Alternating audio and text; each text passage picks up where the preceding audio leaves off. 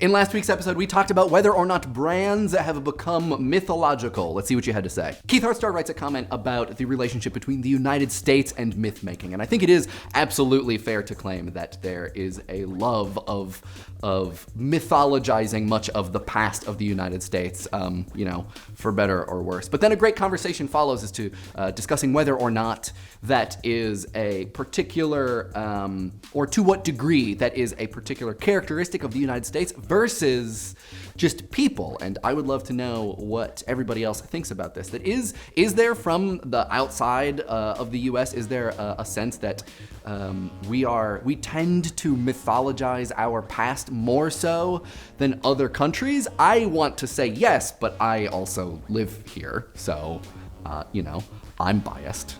In last week's episode, I talked about how brands might not fulfill those first two sort of mythological purposes. The first one being a kind of celebration of agency and possibility in life. And on the subreddit, Cass18k hash talked about how you could view brands as having progressed from a set of ideas about practical purpose, that you build a brand around things in the early days of commercialism to communicate with people that this thing solves this problem, it does this practically, but that now we can view them not as responding to needs, but to aspirations and ideals and ethics, and that they provide maybe something of a pathway, maybe something of a mark on the horizon, or maybe just a completely invented thing for people to orient themselves towards, for people to aspire to. And I think that this is such a great read on this selection of things, and there are a bunch of really great links in this comment. So links to this and all of the others in the doobly-doo. PrivateChicken also on the subreddit talks about a kind of dialogic creation of myths, and that insofar as we might talk about brands as being mythological, they are not only responding to the culture at large, that big feedback loop that we talked about at the end of the episode, but they're also responding to one another, that the way that they construct their stories and messages is not only taking into account the way that the consumer or the public at large might respond, but how other brands, other messages, other contexts are being created and responded to. And I think that this is also a really astute and really great point. And I would be curious to know whether or not this applies to classical myth outside of the scope of mythologies, right? Like sets of myths are clearly sets of stories that are responding to one another, but I wonder if they respond to one another in this same sort of not using the same characters, but responding and contextualizing the same information or attitude. But yeah, this is neat. Max Valarezo and a couple other people pointed out that there has been a recent slang in Brazilian Portuguese, which is to use their word for myth, mito, which I'm probably mispronouncing totally, to describe someone who has done something awesome or unbelievable, and that you would say that they have mythed. And I think that this is great and awesome, and also makes me think about the stereotypical British slang of calling someone a ledge, that they are legendary, and so they're an absolute ledge. And I would love to do a really deep dive on the tiny detailed differences between what is meant to say that someone has mythed and then to call someone a ledge, and whether or not they align with the differences between myths and legends.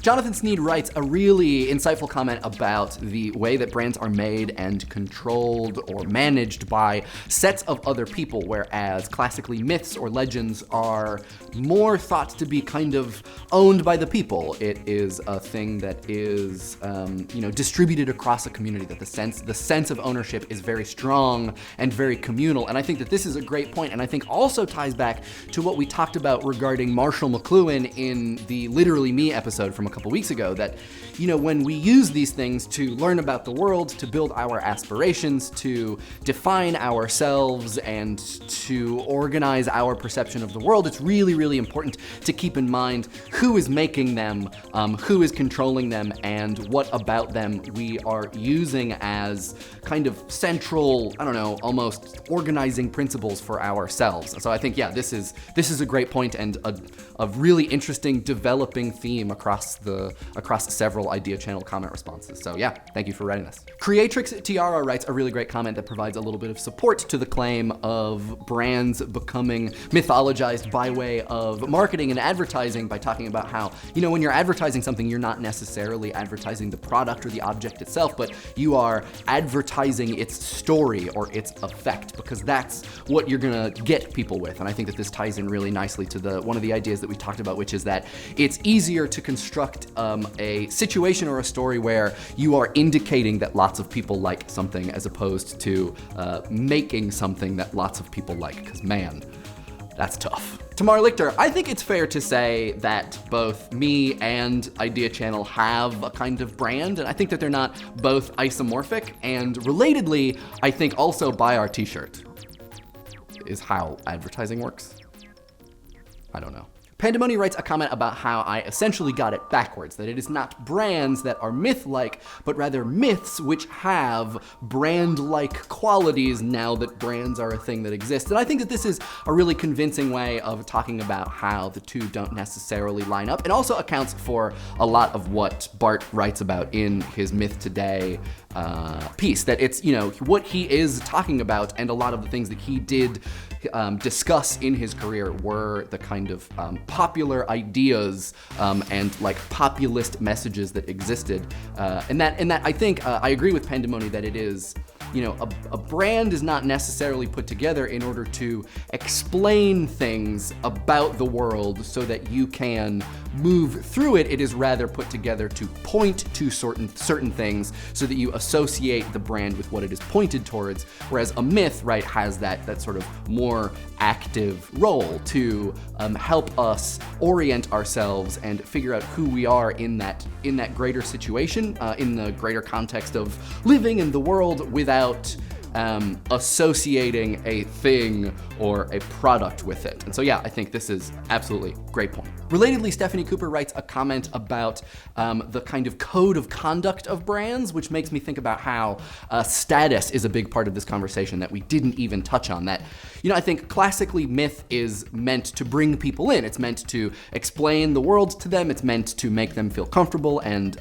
provide them an understanding of their context, whereas it's very possible, if not likely, if not the purpose of many brands, to be exclusionary, to provide people with a thing to aspire to, sure, but only in a lot of situations because it is something that they feel is beyond them or that excludes them. And that is, another, I think, very important and complicated part of this conversation. So, yeah. Julia Friedland writes a really great comment about how we can view the rejection of brands as a kind of rejection of mainstream narratives. And I think that this is really great and also provides a little bit of context for hipsterdom as a kind of almost postmodern condition, that, a refusal to buy big names in some way, or an emphasis on things that don't have these mainstream constructed stories or myths is a kind of rejection of a lot of things, traditional notions of success, traditional ideas about the future and history, and yada yada yada. And yeah, I think this is spot on and really great. And yeah, I'm gonna think about this for the rest of the day. Sam, I might go so far as to say that it is exclusively myths that are permitted to run for president.